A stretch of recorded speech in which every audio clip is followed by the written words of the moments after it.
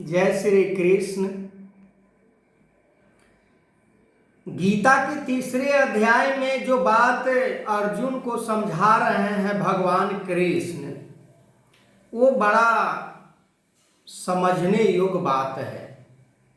केवल अर्जुन को समझने के लिए ही नहीं, ये सारी बात गीता के द्वारा की गई है।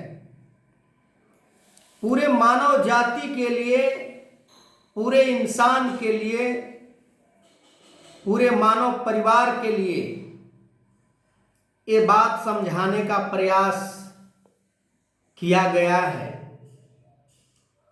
कि मानव का जो कर्तव्य है, मानव के लिए जो कर्म निर्धारित किया गया है, वो केवल परमात्मा को प्राप्त करने के लिए की गई है। पर हम परमात्मा के प्राप्ति के तरफ कभी ध्यान तक भी नहीं देते कि हमें परमात्मा को भी प्राप्त करना है। ऐसे दुनिया के अनेकों कर्म हम कर लेते हैं,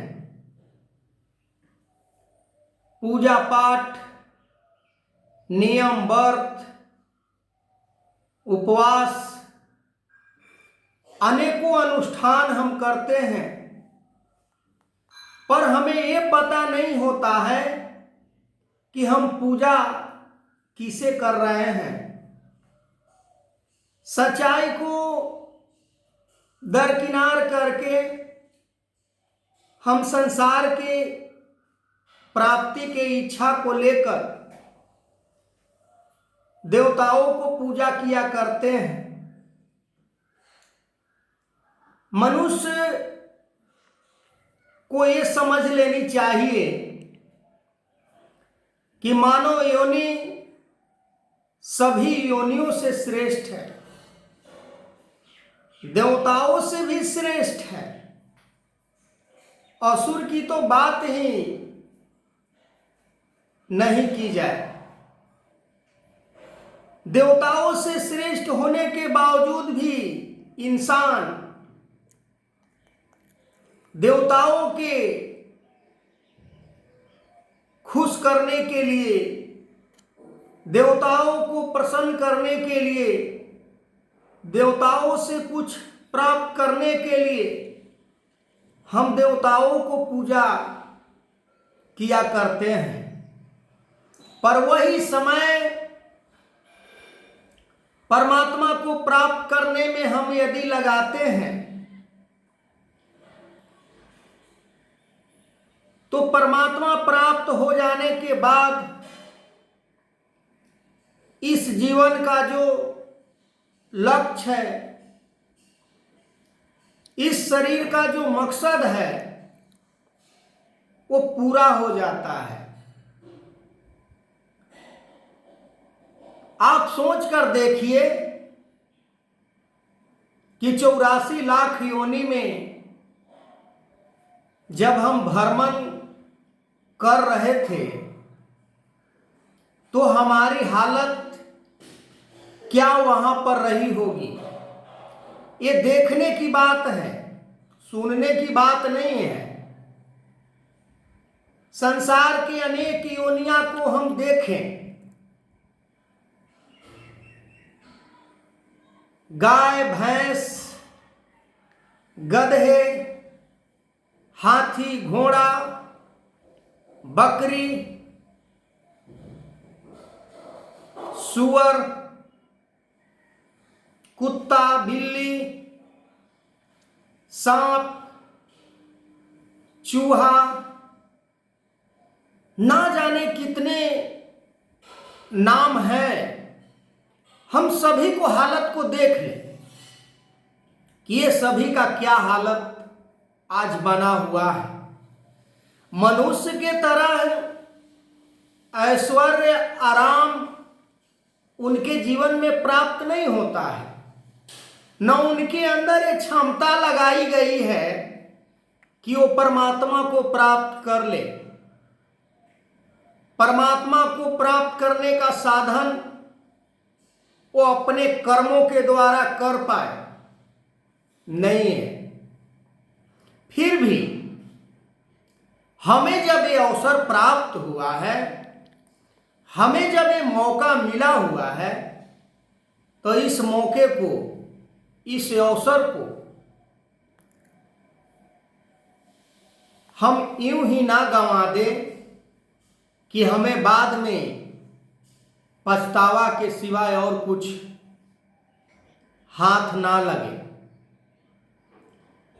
जब 84 लाख योनि में श्रेष्ठ मनुष्य होने के बाद जब इसका वायु समाप्त होता है, तो फिर तो शरीर को धारण करता होगा। ऐसा तो नहीं है कि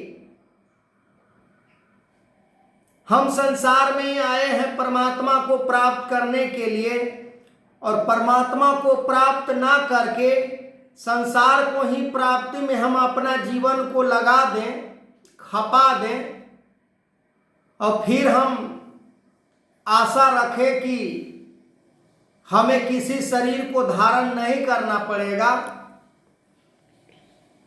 तो ऐसा नहीं है। परमात्मा को नहीं जानने वाले को शरीर धारण करना ही पड़ेगा,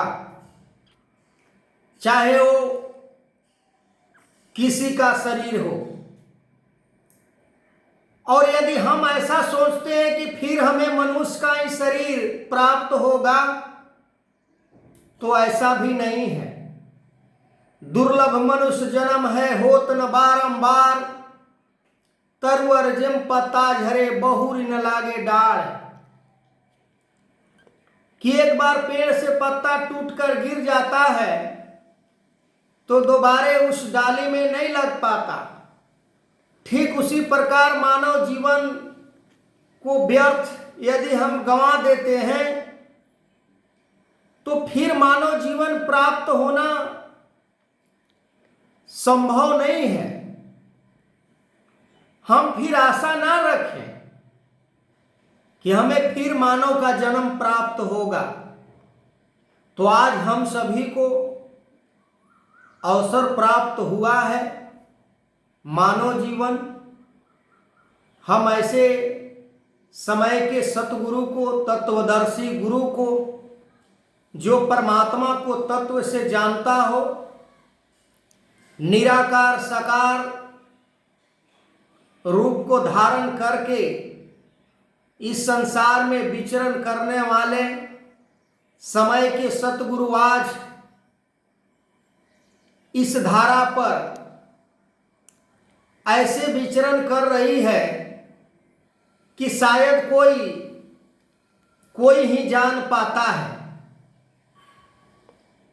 ऐसे सतगुरु को पहचान के लिए धर्म शास्त्रों में प्रमाण आया है कि जब जब होहि धर्म के हानि, बाढ़हि असुर अधम अभिमानी, तब तब धरि प्रभु मनुज शरीरा, काटहि नर बंधन भव पीरा। कि किसी को ये बात को पता नहीं है कि ये निराकार परमात्मा साकार रूप धारण करके किस रूप में इस धरती पर आएगा। और आज सतगुरु के रूप में माता सुदीक्षा सवेंद्र हरदेव सिंह जी महाराज इस धारा पर विचरण कर रही है।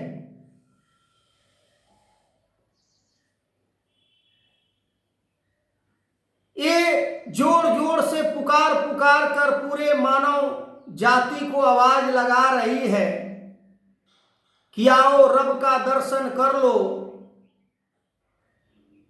समय नहीं टकरार का है। जिस रूप में भी मनुष्य, जिस जाति में मनुष्य, जिस रंग नस्ल में मनुष्य, जिस स्थिति में मनुष्य आए और परमात्मा को दर्शन कर सकता है। जे जानई से ही देहु जनाई, जानत तुम्हारी तुम्हारी होई जाई। कि जो परमात्मा को जानता है वही परमात्मा को जना सकता है। आगे मैं इस वीडियो को कंटिन्यू करूंगा, तब तक के लिए जय श्री कृष्ण,